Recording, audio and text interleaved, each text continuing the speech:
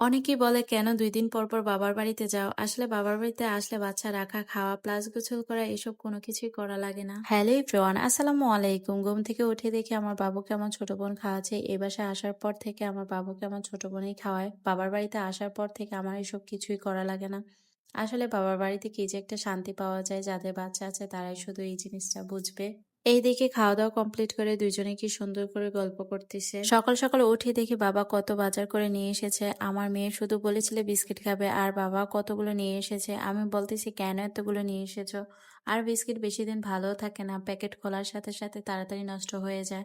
মা বলতেছে, "এগুলো তোমার জন্য না। যেহেতু নিয়ে এসেছে তাই সুন্দর করে সবকিছু গুছিয়ে নিচ্ছি।" গোছানো শেষ করে ভাবলাম একটু হেঁটে আসি। আমার মেয়ে গেট খুলে বারবার রাস্তায় চলে আসে। এজন্য বাবা সুন্দর করে কাঠ লাগিয়ে দিয়েছে যাতে বাইরে না আসতে পারে আর। ছোটবেলায় এই রাস্তায় অনেক বেশি দৌড়াদৌড়ি খেলাধুলা করেছি। অনেক মিস করি সেই সময়টাকে। চাইলে এখন আর সেই সময়টাকে ফিরে পাওয়া সম্ভব না। আর যাদের সাথে খেলাধুলা করেছি তারাও এখন কেউই নেই। আসলে সবকিছু মিলিয়ে অনেক সুন্দর সময় কাটানো হয়েছে। সেই সময়টাকে খুব মিস করি। আর এইদিকে মা আমাদের ডাকতেছে নাস্তা খাওয়ার জন্য। মা সবসময় রুটি বানানোর সময় আমাদেরকে বসিয়ে রাখতো। কারণ গরম, গরম রুটি খাওয়ার জন্য। মা বলে গরম, গরম রুটি খেতে অন্যরকম স্বাদ।